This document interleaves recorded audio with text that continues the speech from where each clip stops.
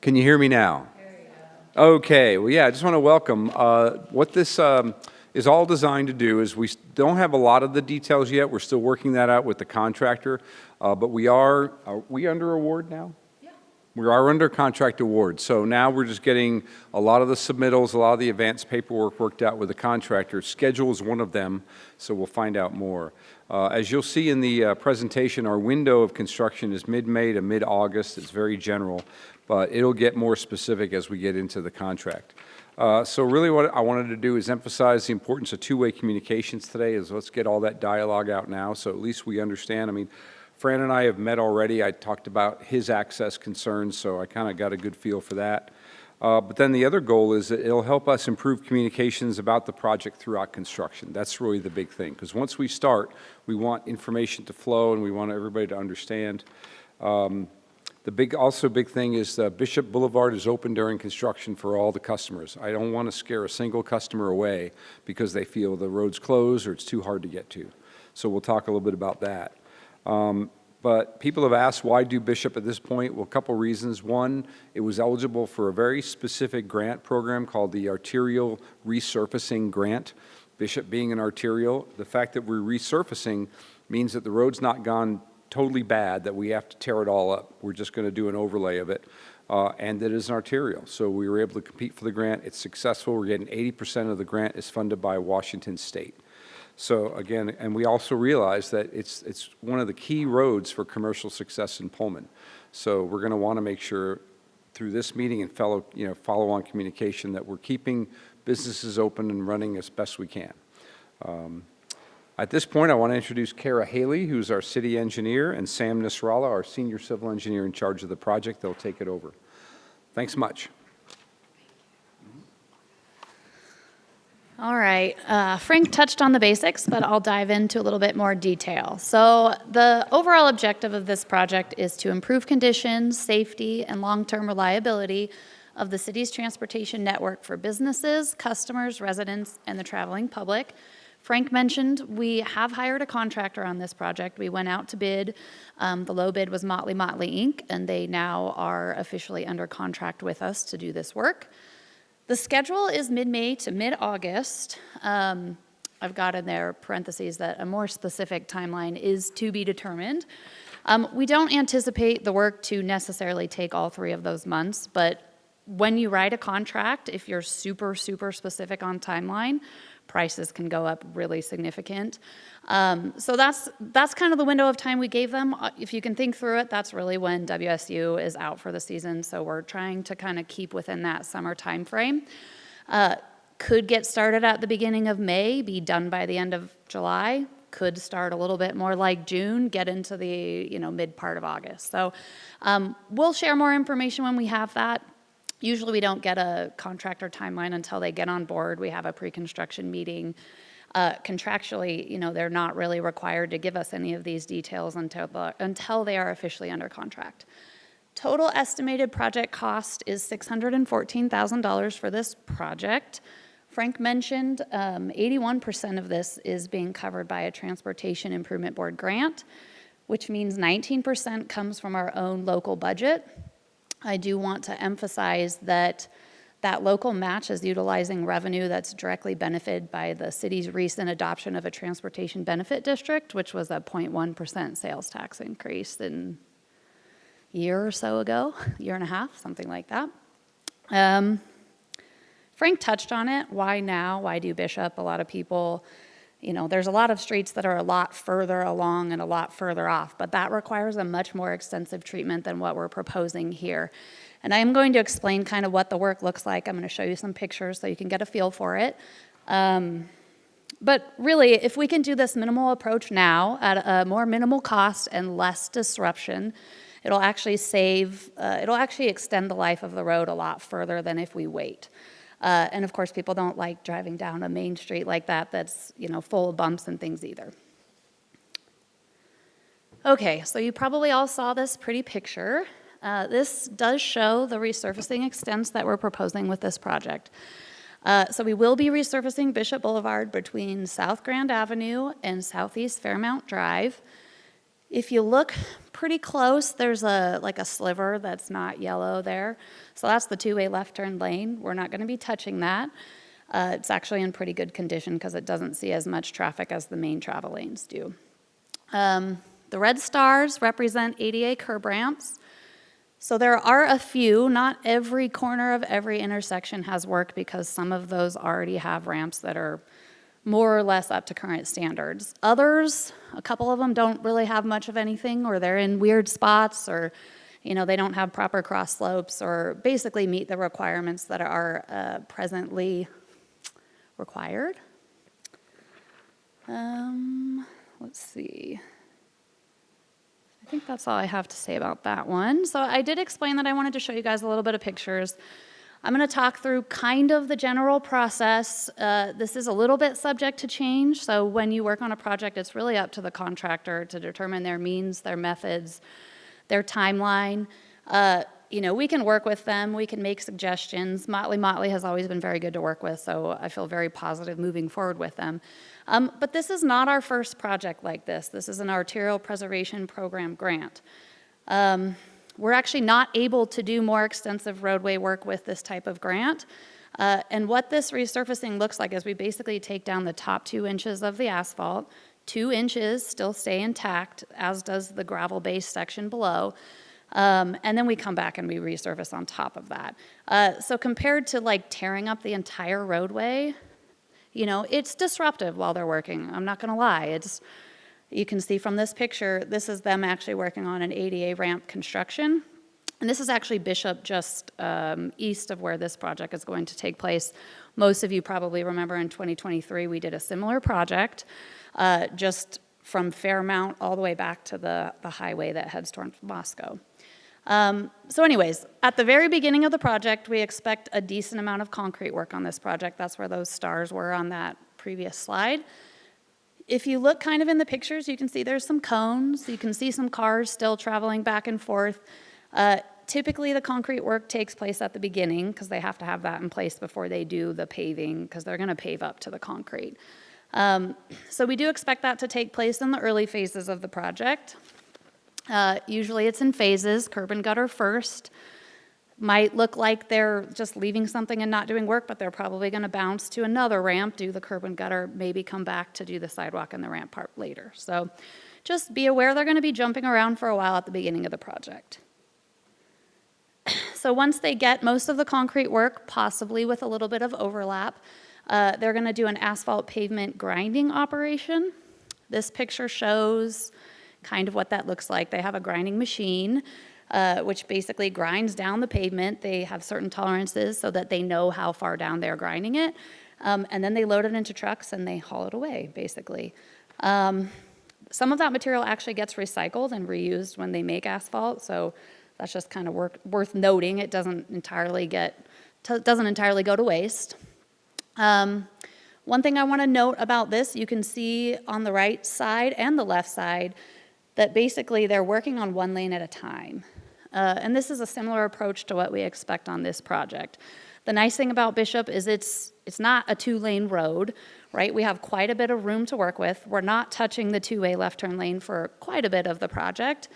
So they can generally keep traffic flowing in 2-way directions if they use channelizing devices off to the side and they kind of just work sequentially that way. So you can see that there. Here they are grinding. It was probably a pretty hot, July day.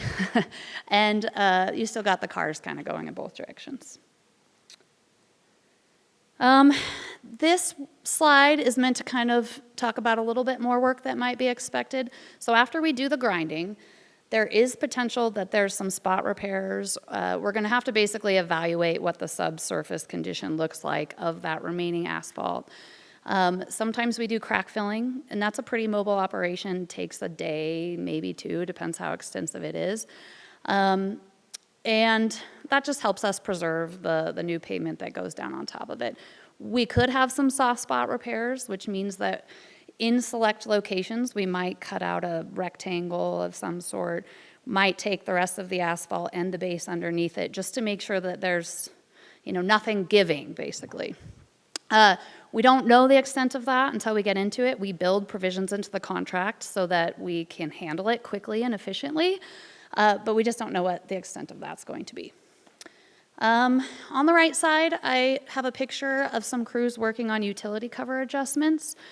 So you might actually see this twice throughout the project. We will adjust the covers down low before we do the grinding so that they don't grind through and hit them. And then we'll adjust them back up after that's done to get them at their finished grade right before we pave. And the nice thing there is then you get a nice clean surface. You don't have to recut out again to readjust. Okay, so this is a picture of what I would call the most disruptive part of this entire process. It's the paving. So kind of like with the grinding, we expect it to be done somewhat in phases. If you look at the top right screen, you can see that the left side was freshly paved. We put some striping down at the same time, or shortly thereafter. And then the right side is actually still that ground down surface on the other side. So while they were paving the left side, they were able to maintain two-way traffic, one on the unpaved portion and one on the two-way left turn lane. So there's gonna be a lot of this shifting as work takes place. The contractor is gonna do their best, and we'll talk a little bit more about this project. It's a little bit different, but local traffic is going to be allowed access to the road really at all times. Let me see. Okay. So this is a little bit more on the traffic access and impacts. On my next slide, I'm going to show you kind of an overview picture, but Bishop Boulevard will be closed to through traffic between Grand Avenue and Fairmount Drive. What that means is if you are not traveling to somewhere within that work zone, within that closed off area, you basically need to follow a detour route. The detour route is going to be Fairmount Drive, and there will be signs so that cars that are bypassing that area know basically how to work around. And the goal is we don't want tons and tons of traffic coming through the work zone. It's not safe for the workers, it's not safe for the traveling public. So anyone that's not headed that direction intentionally should use the detour, and that's the way that the signage is going to be set up. I'll talk more about the impacts in the work zone. It is a work zone. It is construction, so there are going to be some impacts, but we're going to try and minimize them as best as possible. There's going to be short-term delays. We talked about that grinding machine coming through. Well, when the grinding machine comes through, at some point they're going to be in front of a particular driveway. They're not going to stop the work, but they're going to keep moving. So if you were trying to access that driveway, you might have to wait 10 minutes for them to get past, right? That's just one example. Same, the curb ramps will be isolated more to the corners, so hopefully there'll be enough room for them to just kind of have cones, work within the cones and have two-way traffic kind of proceed on both sides. There will be driveway closures during paving days. I'll talk about that a little bit more. And then traffic patterns are going to shift some. They're going to be working on one side of the road in the work zone one day, and the next day they might be on the other side. But they're responsible for putting up cones, having signs and devices to help direct the traffic. Okay, this note is just a reminder, and this will be kind of the type of thing that I would encourage you to, if you're a business owner, to relay to your customers as best as possible. So you'll likely see signs like these, and we'll talk about them a little bit more on the next slide, but road closed to through traffic, again, means if you're not going into that area, if that's not where your destination is, you should go around. If your destination is within that area, you can go around that barricade. So, you're basically local traffic at that point. If you're going to that restricted area, you're local, and you have a right to be there. But you do have to follow the traffic controls that are in place during that time in that work zone. So, truth be told, you're going to see a lot of these setups right here. So this is a little bit more of an overview of what we expect for traffic control. So the blue, kind of cyan, light blue line is the road closure. It's the area that we're working on. The red line is what our detour route is going to be. What I want to kind of detail up close is the little rectangles that you see. There's several green rectangles, and then there's a yellow rectangle up near the intersection of South Grand and Bishop. What you need to know is that access to Bishop at Grand is going to be closed off completely. So you're not going to be able to turn off of Grand and get onto Bishop. It's a state highway. We get a lot of flow. We don't want traffic trying to slow down and navigate around those road closed barricades. That's one reason. So safety and ensuring the flow on South Grand is really one of the reasons why you're not going to be able to do that. So you can expect at that location to really have barricades all the way across the street. The contractor might enter through there occasionally, but generally speaking, that is a hard closure for the public. So when you have communications or you're talking to people, and we'll be pushing this on our channels too, don't plan to access Bishop through that intersection. However, you can access Bishop from the other access points. Harvest Drive is a great place to access it from the north side or the south side. I do want to reiterate, this traffic control plan is going to be set up at the beginning of the project, and it's pretty much going to stay there the whole time. So we're not going to be flopping signs. We're not going to close it for a little while. The idea is let's get the public used to it. It's going to be a little bit of a bumpy day or two while they get used to it. It will. But then it's going to be that way for the rest of the project. So people can start to get used to it. How do I access those places? So back to the green barricades, you'll likely, and again, the contractor, the way it works is they will adopt a traffic control plan that's put in the plans. They can revise it a little bit. It gets reviewed. So it's pretty accurate, but there can be small shifts and changes that happen. And then sometimes conditions change on the ground. Like we get out there and it makes sense to add a new sign that we didn't originally propose. So it's always a little bit of a work in progress. So the green barricades or the green rectangles are where I would expect you may have to, like that previous photo on the last slide, you might have to drive around a barricade to get to it. But if you're headed to the blue area, that's allowed. You can do that. So you need to do that. The tricky part, quite honestly, for anyone in that work area is they're doing a lot of work. We talked about the type of work that they're doing, but they're constantly moving throughout the work zone. So one day, you might come off of Harvest, and that might work great. Like you could be at Remax, you come off of Harvest, you come in that way, you have no issues. They're working down near Chipman and Taylor, for example.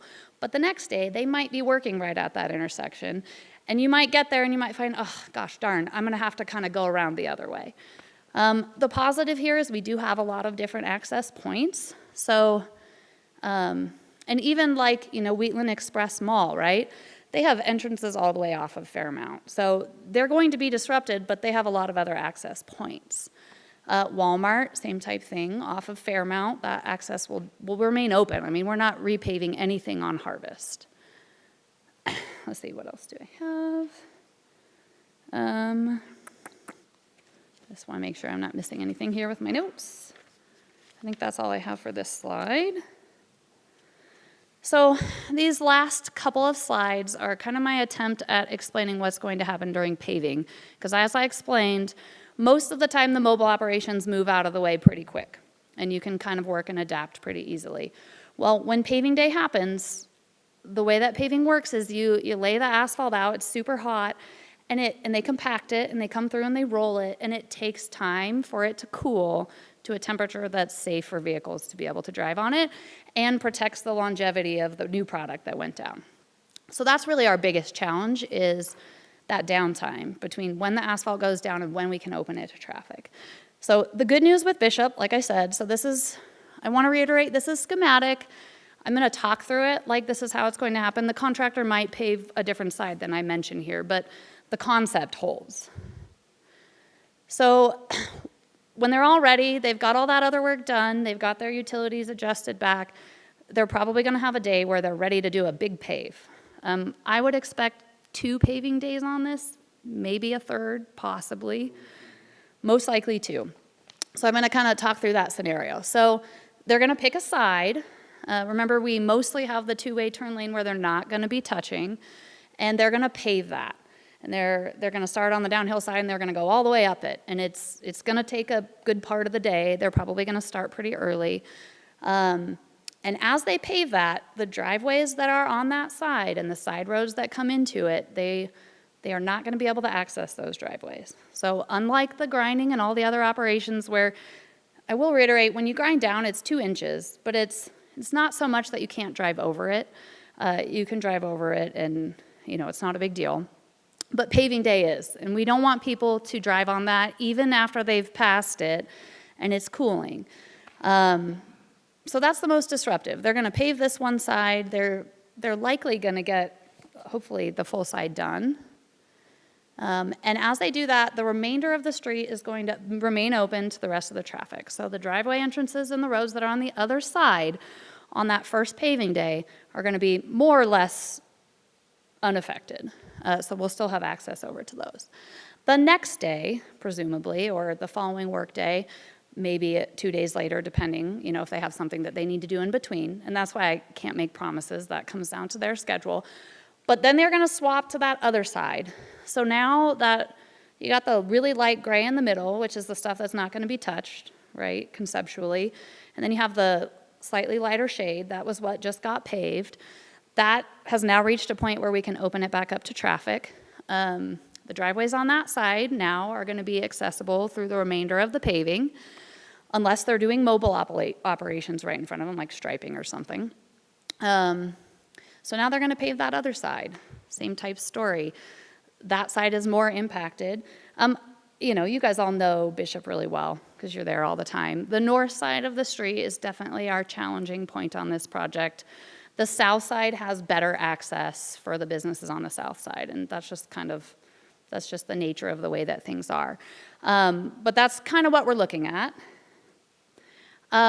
On the slide with the yellow and the stars, I pointed out there's a few select locations where we are paving the two-way left turn lane, or really it's mostly like the left turn lane as you approach the intersection, or we're paving the full width of the intersection. Really, the areas that are showing a lot more wear than the two-way left turn lane because they see a lot more traffic.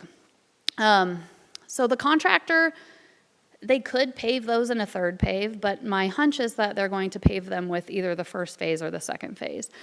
And in some of those select locations, if they do that, then you can expect to see flaggers for basically, we'd keep one lane of traffic open, but you'd be stopped right where they're working. So that's the most disruptive flagging that's expected in the work zone area. We do know at the intersection of Bishop and Fairmount that will be required. That's our detour route, so we can't shut that off. So when they pave that intersection, they are definitely going to have flaggers there, and that's going to be the period of time where traffic is going to travel through there the slowest. And then, like I said, there's some select other locations in there. At the far west end, we have the hard closure at South Grand, so that'll be a lot easier to pave, right? Because they're not as impacted. There's not cars going through there. So that's kind of what you can expect from a paving standpoint. I can't give you all the exact specifics, but this is how I anticipate it playing out. We'll open it up to questions here in just a minute because I'm sure you guys have some. But moving forward, the best way that you can get information is to stay tuned to our social media. And also we have a traffic control webpage that Megan Farron, our communications coordinator, puts together and she keeps up with. I've got the link up there on the board. If you go to that, it will take you to a page and there's a big green button. You can say get email and text traffic control updates. You can sign up for that. She can tell me if you can get off the list later if you don't want to be on it. But she'll be keeping up. So usually when we get a little bit more information, we get closer to like, okay, we get a schedule and work is going to start up in about 7 days or whatever it is. We'll start to push information out through those channels. And if you sign up for this, you're going to get notifications when that webpage changes. And Megan can chime in if there's anything else she wants to add about it. But the other pitch, if you haven't signed up for the sign-in sheet over here, that's super helpful. We'll pass that list on to the contractor. We'll hold on to it because obviously the folks in this room are the folks that are most interested at this point in time about getting updates. So we'll share that out selectively with the people who need to know so they can reach out better. I'll open it up for questions because I'm sure you guys have some. Why doesn't this project include the bike lanes? Because if you need to restripe the road anyway, it seems like it'd be pretty easy to just add peanuts to bike lanes, especially since the lanes are already like way wide. So I'm going to repeat the question because I guess they're recording so they can hear it. The question was, why don't we do bike lanes with this project? talk about wider lanes because we have to restripe it some. So because we're not doing the two-way left turn lane as a starting point, that gives us a lot less flexibility. So you'd have to shift a lot of your two-way left turn lanes. There's also a lot of recommendations about when to put an on-street bike lane and when not, and traffic and daily volumes are one of them. So Bishop's a pretty busy street to the point that some of the recommendations and guidance that you get are that too much traffic right there actually isn't as safe for the bikers. So that's kind of outside of the scope of this project because it's arterial preservation. That's what the grant applies for. It works for overlays, basically. It doesn't work for full reconstructions. So it's not in the scope of project for this one. And then kind of my other thought, like I said, is it may not meet the criteria at this time. Other questions? Yes.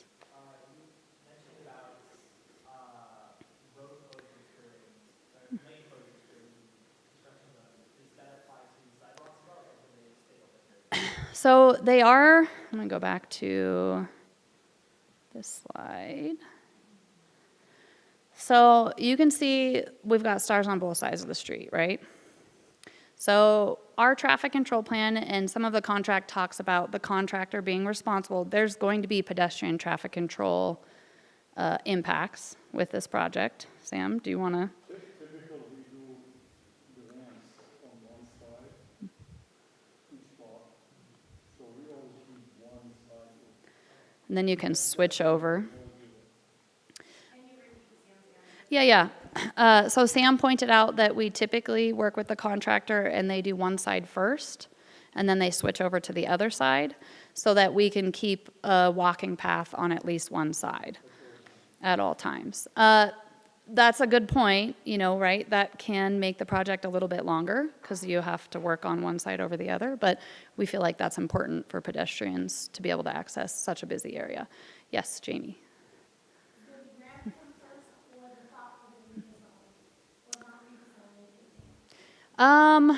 Well, we've been pretty successful with this grant for the last 4 or 5 years.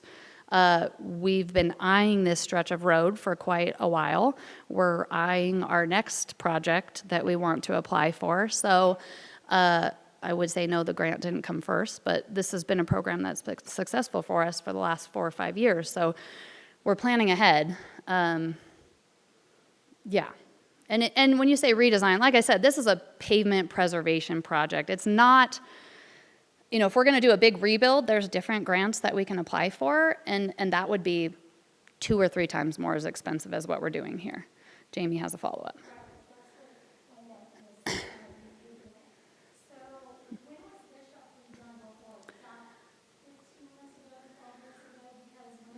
Mm-hmm.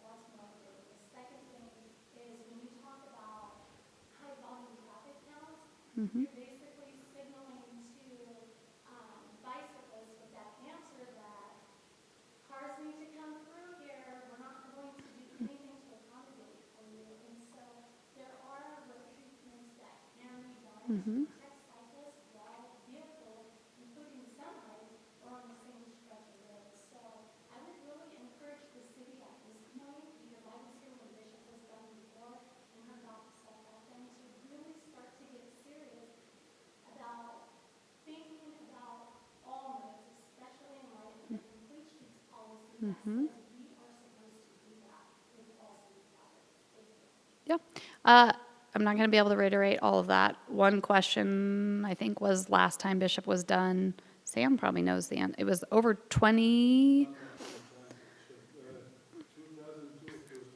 2002 was maybe the last time. And that was a dig out, so a lot more disruptive than this.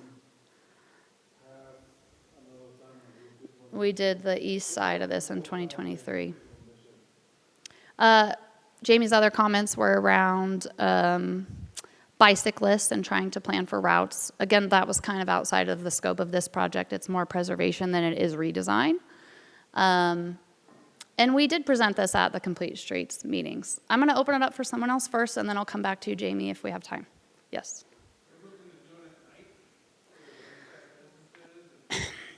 Some businesses are open up at night too. So there's kind of it's a hard balance, right? There's morning, there's night. One thing with the plant is, they have to fire up the plant, and that can be very, very expensive to do outside of working hours. So, the city, you guys know we're in a budget crisis, so we're not able to do some of these things that cost a lot more expensive. So we're doing the best we can with the funds that we have. I can't tell you that. It's contractor specific, but it's pretty significant. Also, I want to think about nighttime is also not as safe sometimes for workers and the traveling public. People can have a harder time at night with visibility and working through it. So there's no win-win, I agree. There's these ideas, but there's other factors that prevent that from making it as feasible as it might seem. Jamie. You mentioned there was moving volume, complete streets moving volume. So that tells me the city must have a complete streets policy and they're supposed to follow it. That Yep. meeting, having it is great. Who was representing the complete streets policy in that meeting? It was open to the public. It's the first, I want to say, week in December every year. We've been doing it for the last several years.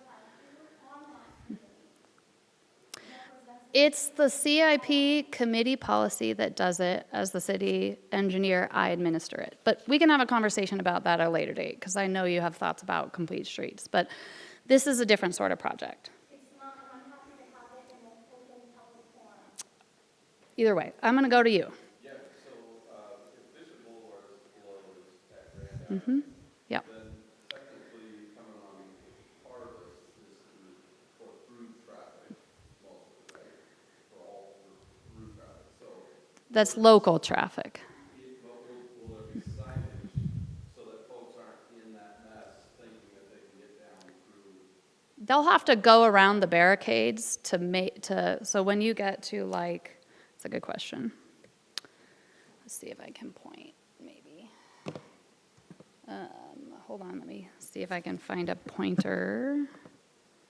This question's gonna come to the chamber, I just wanna make sure I answer. That's fine. Okay, and let me make sure that I answer it properly for you too. So let's say you're driving down Grand. Let's just use this as an example, and you're coming this way. There's going to be a lot of signs up here in this area about Bishop Boulevard closed ahead, Fairmount to, Grand to Fairmount. There'll be advance warning signs up here. Then it'll say, detour ahead. When you get here, there'll be an arrow sign that points you towards the detour. When you get here, there'll be a sign that, turns you this way. So the signs are really meant for the through traffic, to your point, assuming that your goal was to come this way and go down Bishop. If you're just traveling on South Grand and you're not accessing Bishop, you're just going to keep continuing along and the signs are going to go away. There'll be signs headed this direction, same thing. The difference in this direction is you have to be a little more proactive, right, to know the sign's going to say Bishop's closed. I'm sure there's going to be some people on the first day that disregard the signs, and they don't turn, and they're going to get here, and they're not going to be able to turn. But the next day, that's why we want to keep the traffic control the same, they're going to say, oh, okay, I see these signs now. I'm paying closer attention to them. I have to turn here. So there'll be a detour sign in advance in that direction. Now, Harvest, we talked about on this previous slide, I showed you this. There's going to be a setup similar in nature, maybe a little bit different to this, right here as you turn off Fairmount, so that you don't turn off inadvertently and now you're here in this zone and you're going somewhere else. So you're going to have to be the local traffic that goes into that work zone. You're going to have to know that you're wanting to go in there and proceed past the barricade, basically. Did that kind of answer your question? Yeah, it's more so thinking from traffic coming from Bishop? Bishop Boulevard, Yeah. getting stuck in that rather than taking Fairmont around. I was wondering if that signage, but you just answered that as well, is there will be basically meant for business traffic. Yeah.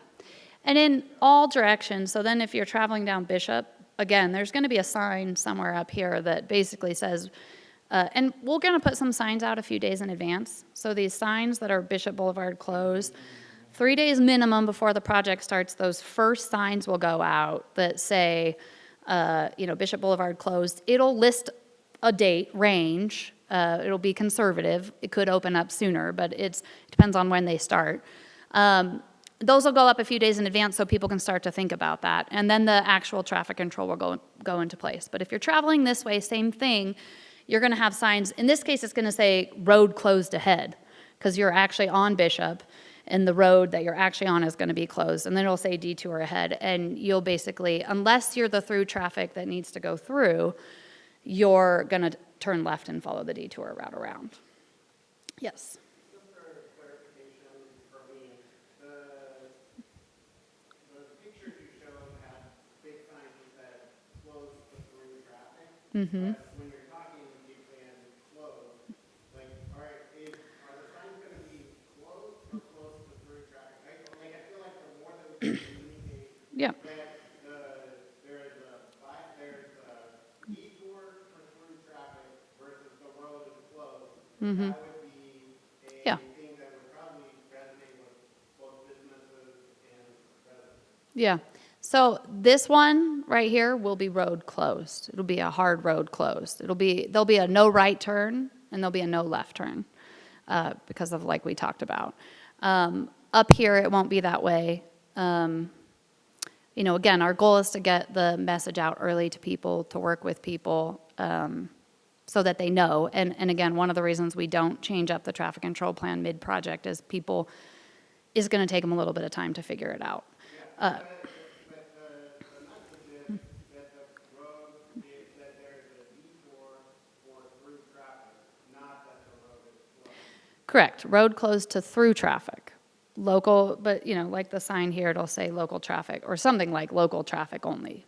And I wanted to reiterate that. Not everybody understands what local traffic only means. Do you have something to add, Sam? Okay, road closed is hard to, you cannot go in. It's just against the law. When you say road closed to through traffic, local residents and the could go in and out. You cannot get through to the other end, but you could drive through the road. So when we say road closed to through traffic and local traffic only, so you could go inside the road. On the other end, Grand Avenue, that's hardcore, when we say road closed, only the contractors could go in there, not even local. And then I guess just to clarify, this whole blue area That's road closed to through traffic. and road closed. More flexibility, you could go around with like a, won't get ticket, you won't get, so you'll be good. The cyan line, that's intended to be open for everybody. It's just you can't access it through this point where the yellow rectangle's at. But if you want to access Les Schwab off of their driveway off of Bishop Boulevard, in theory that's open unless they're actively working there or it's the paving day. And another instance is like when we do side streets, not on the highway, we could put roads closer to traffic, so locals, they could access the work zone in both directions, but here we can't. Why is it you can go one way but not the other? Because this is what I'm saying, this is state route, we cannot go. So that's the issue. Yeah, and we actually, No, every, 12 years ago. no, every time we do Grand Avenue, we do both ways. yeah, we talk with WashDOT. We send them our traffic control plan before we actually advertise the project, and they provide comments and feedback. So, and actually, when we did Hall Drive 2 years ago, we did a similar thing at Stadium Way. It was a hard closure at Stadium Way. We open up 9. Yeah, yep. And then I think we did that, did we do that anywhere else recently? Can't remember. Well, I did Crestview. Crestview too. All down here, we closed it, hard closure at Yeah. Grand. I've done Rocky Way in the past too. Cougar Hat. So I mean, safely, so there's gonna be a 2-day period where somebody can't access my business from Bishop Boulevard. That's gonna cost me several $100,000 in sales. Mm-hmm. What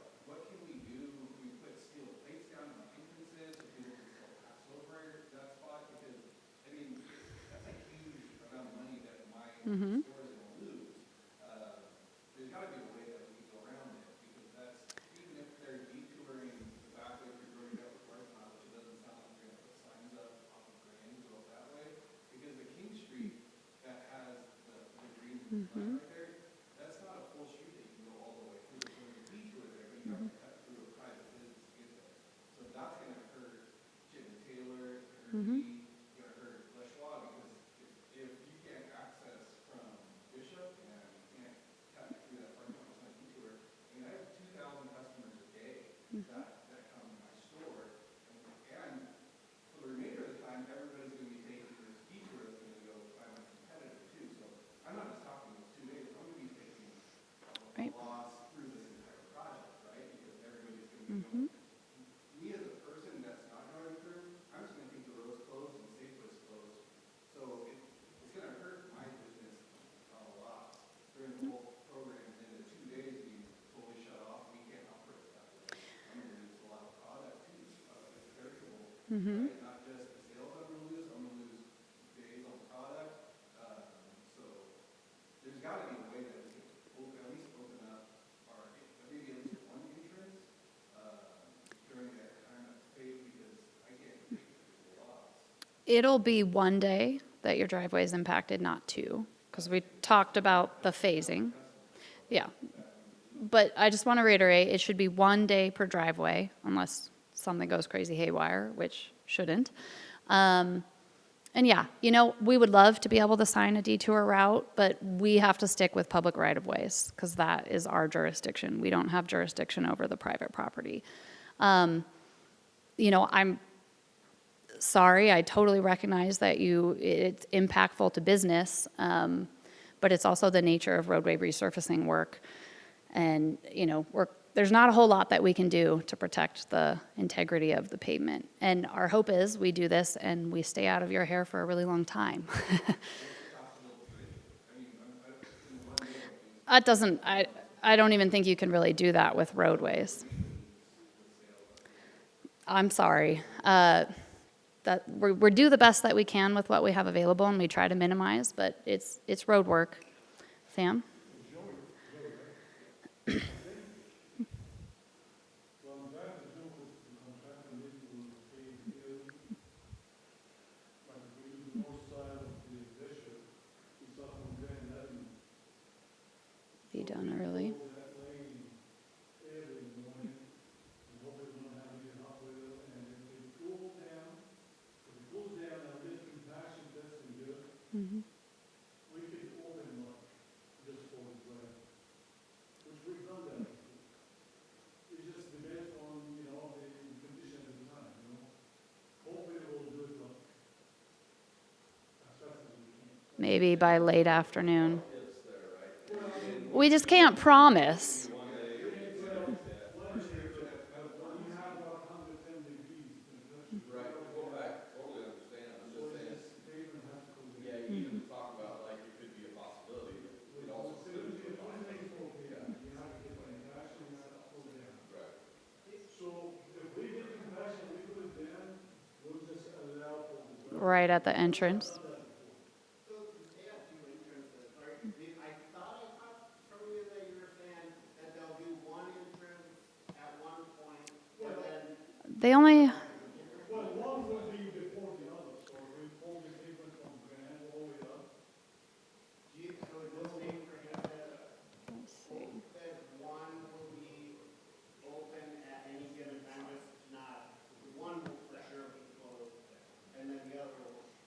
well, they only have one entrance on Bishop.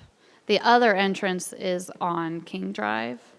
So King Drive's never going to be closed, but if they're paving the access to King Drive off of Bishop at the same time, which they likely will, then both of those accesses are impacted.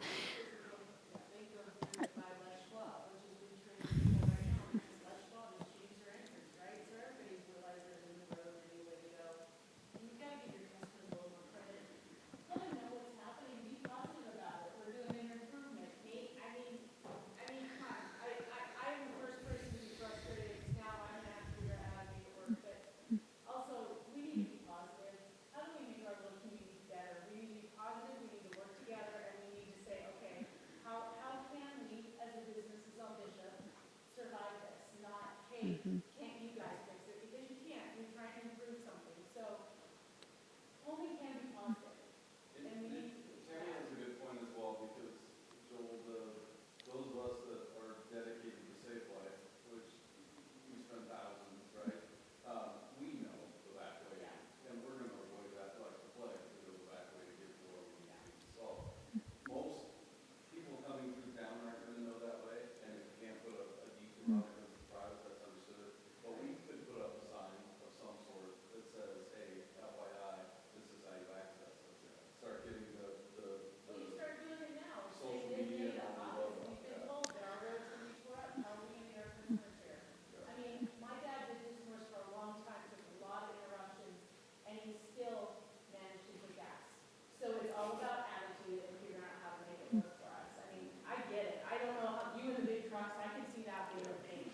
Yeah. There's other, I mean, how do we educate our customers that, hey, this is all we've got, you know? Don't let your customer, or your employees take the best spots. Make them save them all for your customers at that point in time. I don't know what the miracle is, but just be positive. It's not all the city's fault. Well, and some businesses are impacted more because they have only one driveway, and I wish they all had two. And in fact, most of them do require two. That's why Safeway is a huge store, and they require two access points from a safety standpoint. But just given the instance of this layout, it's not conducive. We will work with the contractor as best as we can. The problem is, you know, you can't put a cold joint at every driveway, because then people drive for months and say, what is wrong with that road? And now there's joints that don't need to be there. So it's balancing it. Yeah, you can't pave and stop and pave and stop. But we can do, like I said, we can start, and then push for starting to sort in. The other thing I was thinking, we might be able to at these entrances, I don't think it's on our traffic control plan now, but we can work with the contractor, like business is open. Maybe that's a sign that could go there that would help, something like that.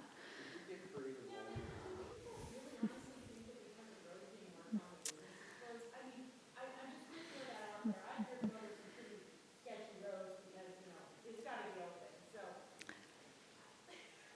think two things on that front, we can advertise, you know, businesses are open during construction. And secondly, what people do at one time they call it. I was trying to show this. They'll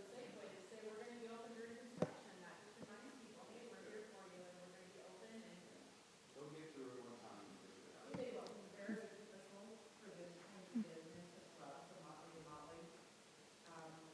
To work odd hours, to work overnights, to work weekends, to work weekend nights, to make up for this.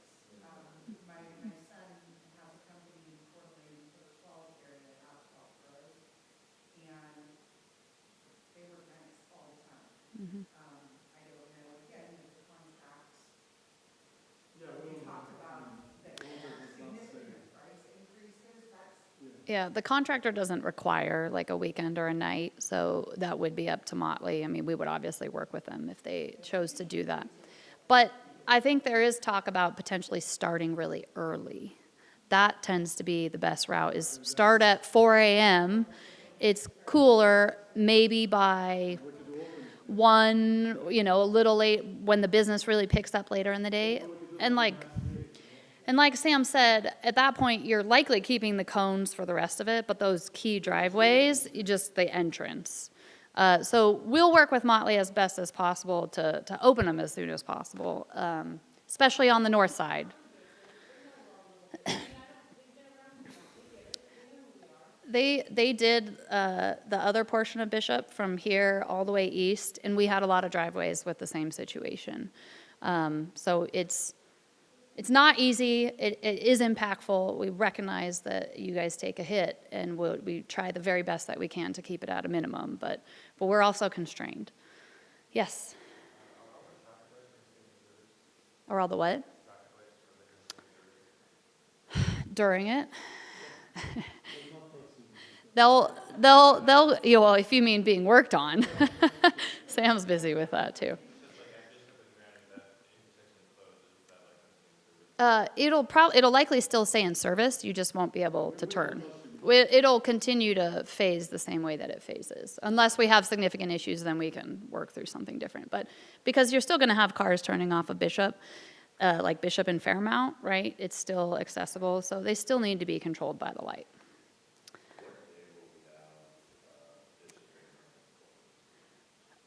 So we don't know that yet. We just issued notice to proceed on this project last week.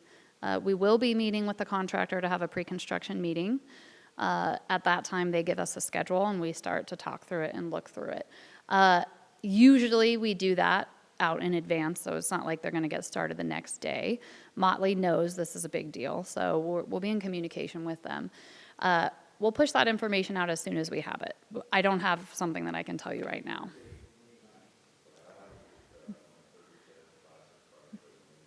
Oh, I actually believe the contract says they can't get started until the weekend after, or the week after graduation. So there's no doubt that it won't get started then. Yeah, I think it was May. The slide says mid-May to mid-August, but we have actual specific dates stipulated in the contract, and it is the summer month. So I think it might even be a week after graduation, and then we try to have like the week before school starts because all the students come back anyway. So, and Motley wants to do this, I'm sure, before we get too far into August. It just gets hotter. The students start to come back. It's easier for them when there's less traffic. So. We will push that information as soon as we have it.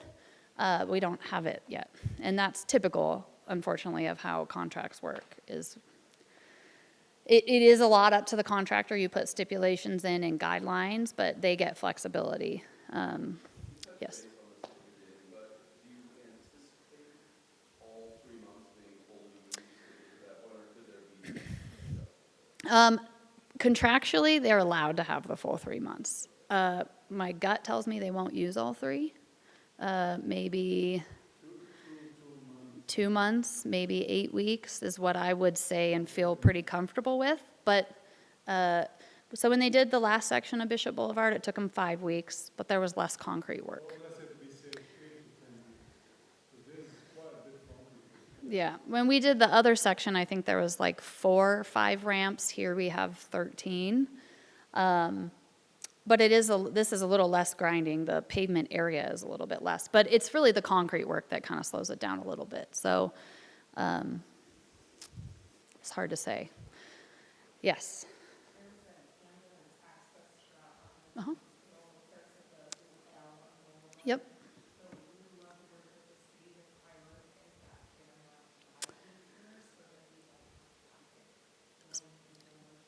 Yeah, so we actually, in our traffic control plan, there's some signs coming off of Grand that, for the hospital, that they actually tell people to use Bishop to get to the hospital. So we will be covering those and adding signs at the proper spot to turn on Fairmount. So the route will be Fairmount, but we will draw special attention to the hospital. That's already included in the traffic control plan. I mean, it's possible, so you're saying right before you get on the south side of the hospital. It should remain open. I think the biggest impact might be the day of paving with the flaggers. Like I guess traffic could get backed up a little bit that day. But flaggers are also pretty good, like if they hear sirens, right? They can clear traffic in one direction opposed to the other. So we'll make sure to talk with Motley about that. And with the signs too, they know that there's special attention. So we didn't want traffic to think that they can turn on Bishop if somebody had an emergency and they're driving through town and they don't know. So we definitely have special hospital signs to reroute people on Fairmount instead of Bishop. Other questions? Yeah. I have another question about the ADA ramp upgrade for sidewalks. I'm kind of unfamiliar with what that upgrade entails. Is it similar to the resurfacing work that was done on Orchard last year? Sam, you want to touch? Mm-hmm. We did upgrade 3 ramps there. So 3 ADA guidelines. So you're basically the ramp that comes off has to have a certain longitudinal slope. It can't be steeper. Cross slopes have to be less than 2% in really all directions. Pullman has a lot of hills, so it can be really challenging. Although I think most of the ones on this route are going to be very doable. Well, there are some areas like Cass mentioned that we cannot get 100% compliant, which is maximum extent feasible. Mm-hmm. And we know that in our design, in our contracts. But that is what we mean, is we basically tear it up. Like some of the entrances don't have the truncated domes. So if you were blind, you wouldn't have like a designate, the bumps that you're going to step out into traffic. So we'll be adding those at those locations, maybe widening it, fixing cross slopes, fixing traveling slopes, that sort of thing. There was a question back here. Yep, so they are allowed to work Monday through Friday. If they wanted to work on the weekend, we'd certainly work with them. Motley usually gets to dictate the schedule. Some contractors choose to do 410s, and keep like Friday open. I feel like in the last few years, Motley's done like 4 10s and maybe done by noon on Friday. But it's up to them. If they have a lot of work and they want to do 5 10s, we'd let them do 5 10s. So it's their responsibility to make sure they're getting their work done in the contract time frame. It is generally Monday to Friday within noise ordinance hours, but they tend to work, 7 to 4? Sometimes 7 to noon on a Friday. But if there was something super pressing, they could work all day Friday instead. You never know. So we don't typically get to dictate that too specifically. You can, but then it's often hard to find a contractor that wants to work with you if you're really, really, really specific about what's required. So we try to give some leeway. We really appreciate you guys coming. I know this is going to be impactful, and we want to do what we can to minimize that. And as Frank said, stay in communication with you guys as best as possible. It's always hard, but thank you Yeah. for caring enough about our city to upgrade the things that need to be upgraded. And some of those grants, when we have opportunities to get in, it's never going to be perfect. It's going to be a challenge. And working together like this is going to benefit us long term. Yeah, and our goal is to just keep this, we don't want this to get too far that we have to do a much bigger shutdown that takes a much longer time frame. I didn't remember to mention this, but you're a good group to mention it too. This project and this grant and a lot of grants have to be on functionally classified streets. So a lot of people are like, well, first they're like, why not do South Grand? Well, for example, that's a state highway. That's actually not our responsibility to resurface. It's the state's responsibility. So unless we're doing a utility project that tears up the roadway, the jurisdiction of repaving South Grand is not our responsibility. But we also have a lot of local streets that need work, and we know that, and we're working towards it. But like this grant doesn't work on a local street. It's not eligible. So we try to maximize the grants where we can get them on the functionally classified streets. Jamie asked, we're always looking at what ones can we do ahead. We're looking at Larry, hopefully apply for that this year, for resurfacing next year. But, we are really trying to do our best, and I know it's disruptive. It's disruptive to business. This is businesses especially, but we also disrupt a lot of residents on these projects too. It just tends to be a little less impactful because it's not as many people. But we really appreciate you guys coming and listening. We will continue to push out information. If you do sign up on that sheet, we can make a real attempt to reach out to you guys specifically. Otherwise, we'll be pushing social media and stuff really hard. And Motley does a pretty good job, too, of knocking on doors as we lead up to paving and that sort of thing. We'll know more as time goes on. So, anyways, thank you all.